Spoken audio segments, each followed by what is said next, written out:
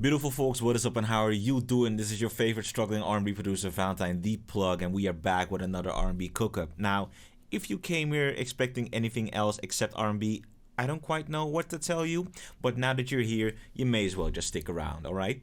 Today we're sampling What You Get by B2K, and if like me you're a big fan of that late 90s, early 2000s R&B, I ain't gotta tell you about B2K, you already know. So you just sit back, relax, and watch me break down the chops, flip this into a dope beat, you hear me?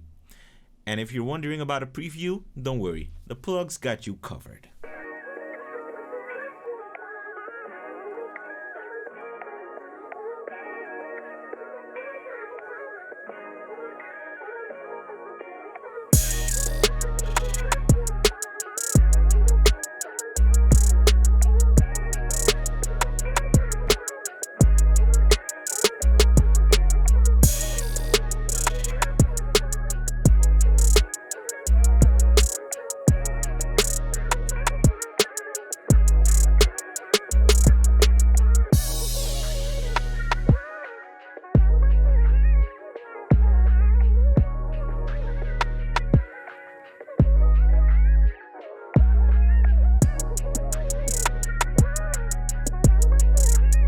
Alright, y'all beautiful folks, welcome back into FL Studio, and as you can see, I've already done a lot of pre-work. I actually have a lot of my chops in order.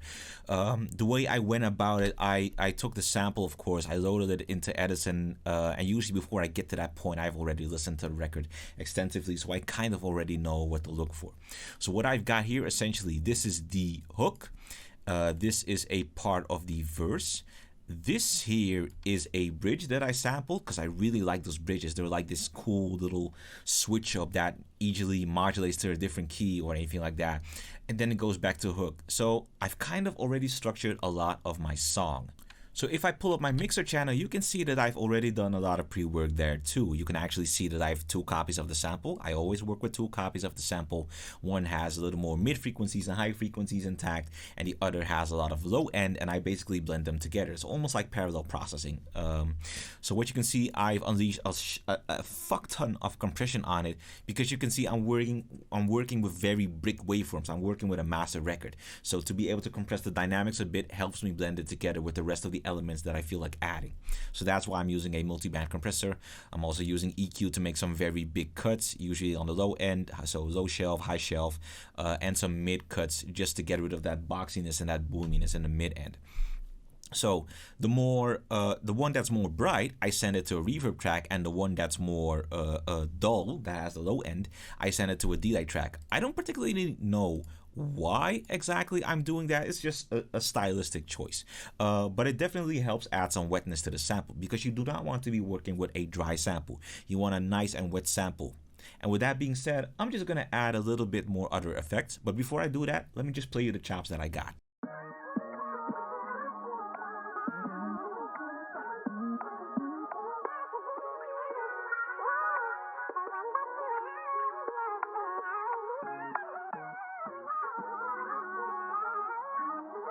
Also, you good folks, I'm probably just going to be stressing this and getting really anal about this a lot more, but I just want to say, please, when you're working at FL Studio, please name your tracks and color code your tracks so that things will be easier to find, you know, so that your workflow is more streamlined and so that you don't lose your idea while you're looking for the right clip to start editing. Honestly, please start doing that, y'all. So I got my tempo set at 170, so that means that we are going to have a fast beat, high energy, a lot of accents on the 1 and the 2.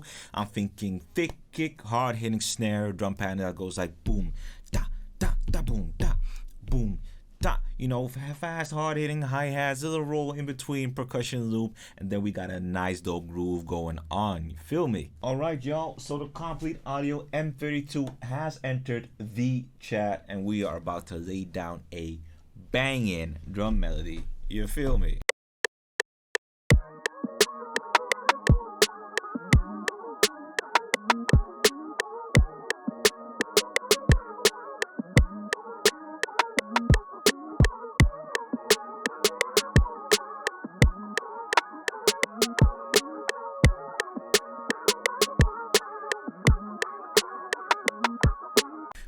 What I absolutely love when you already have the drum beat down is how the vision of the beat is really starting to come together. Let me just play y'all. Let me just play what I got for y'all right now.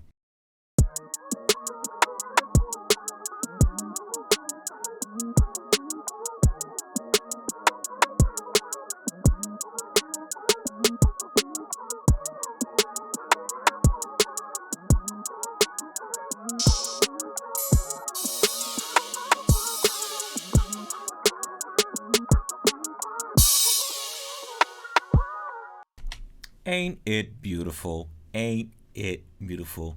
I love it when a beat comes together.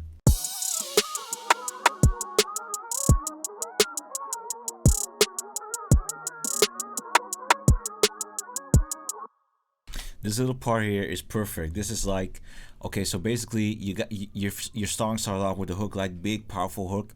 So you get the verse right here, and this is perfect for an 8-bar pre-chorus leading into that big powerful hook, man. I got a whole idea for a song right now, and I gotta say this out loud. I don't fuck with neither of them, but I know for a fact that Tory Lanez and Chris Brown will kill them. And I ain't gotta explain to y'all why I don't fuck with them, but I know they will kill us. But you know what? There's a lot of fish in the sea, and there's probably some other artists who will kill this. Drake would kill this too. For real, Drake would kill this too. I'm dead ass.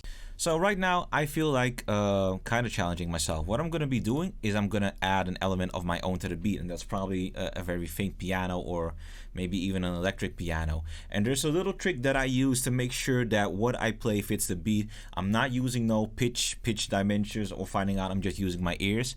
I don't have trained ears, but 15 years of experience makes that you hear certain things and you can at least find the bass note. So at the very least, I'm going to try and find the bass note. Then what I'm probably going to do is take that bass note, copy it, transpose it up an octave, and then figure out the rest in between. Y'all can watch me do that.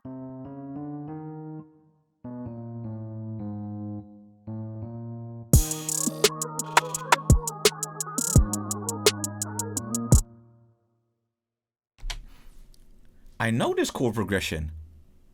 This is at this pitch. This is You Remind Me by Usher. Da, da, da, da, da, da, da, da. So that means I practically can use the same chords. So what I said I was gonna do, I took the bass notes. I said I was gonna double them an octave, but I practically know which chords these are. So it's probably gonna be very easy from here on. I know for a fact that You Remind Me by Usher is a chord progression. It's an amazing song, by the way. But the chord progression is D sharp minor, A flat minor, and then A sharp minor. So I'm gonna probably just lay down those chords, and I think it's gonna work, honestly. Hold on, just hold on, because I think I got some, feel me? And I probably need to invert them just a little bit, just to get that right sound, because I don't think it's gonna sound well. It's probably not gonna sound as it should. Let's see. And this is the benefit of knowing your chords and knowing your chord theory. You won't spend as much time figuring out the details when you're sampling. And trust me, when you're sampling, you can use all of that music theory knowledge. It doesn't stop applying. It does not stop applying. So I think this is what I should have.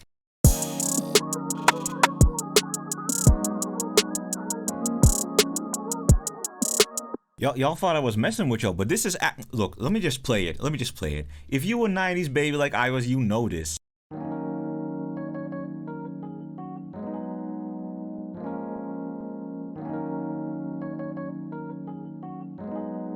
That I want new. You remind me. Shit, I'm finna take out my guitar. Shit.